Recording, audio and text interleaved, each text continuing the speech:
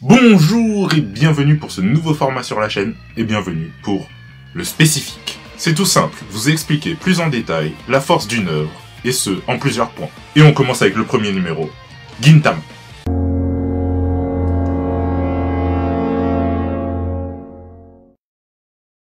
Souvenez-vous d'une lointaine époque où on pouvait avoir dans la même semaine, dans le Jump, ce Monster Trio.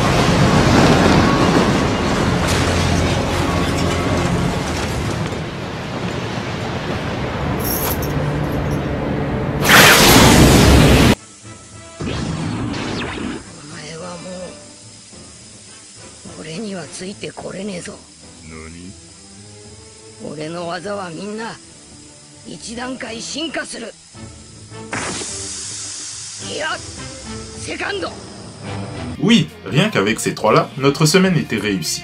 Mais saviez-vous qu'un quatrième larron, qui était tout aussi puissant que les trois autres, apparaissait au même moment dans le Jump et dont la popularité n'avait rien à envier aux trois autres? Oui, je parle bien évidemment du quatrième Yonko, Gintama. Gintama est un manga d'Hideaki Sorachi paru pour la première fois le 8 décembre 2003 et comportant aujourd'hui 77 volumes.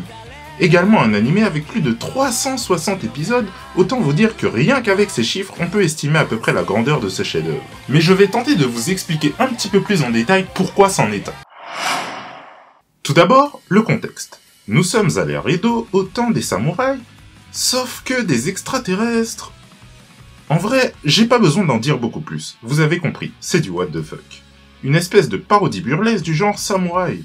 Un paquet d'épisodes sans réelle continuité, mis à part les personnages qui, eux, resteront avec vous jusqu'au bout de la série, le tout agrémenté de jolis arcs, beaucoup plus sérieux, avec des combats haletants. Mais ça c'est pour tout à l'heure. Patience. Une vaste comédie où chacun a un rôle qui lui convient parfaitement bien, avec une grande quantité de références parodiées. Dragon Ball, et bien d'autres encore. L'auteur lui-même se prête au jeu où il est un personnage dans sa propre série, du grand art. Et quelle extase de voir les personnages interagir avec nous, les spectateurs, comme s'ils avaient conscience qu'ils étaient dans un animé. Une immense parodie qui en fera rigoler plus d'un. Dans son délire humoristique bourré d'anachronismes, ce manga n'empêche pas d'avoir quelques arcs bien sérieux qui font avancer la trame de l'histoire, notamment en nous faisant découvrir le passé des personnages. En parlant de personnages, laissez-moi vous introduire les trois principaux. Gin, un homme à tout faire, qui ne fait que vagabonder afin de trouver des missions pour payer son loyer. Il est le personnage principal de la série. Shinpachi, des trois, il est peut-être le plus intelligent et le plus sensé. Malgré tout, il est vite tourné en bourrique par les deux autres, en se faisant entraîner par les délires de ces derniers. Kagura, une amanto extraterrestre qui loge chez Gin sans réel but. La touche féminine avec une force qui n'est pas sans rappeler celle d'une certaine Tsunade. Je peux vous le dire, rien qu'avec ces trois-là, ils vous feront délirer et bien rigoler. Les personnages introduits, je peux vous dire qu'ils seront au cœur de nombreuses batailles, plus épiques les unes que les autres. Et là vous vous dites, comment un manga comique peut avoir des bastons aussi intéressants que des mangas tels que Dragon Ball, Naruto et autres? Bah...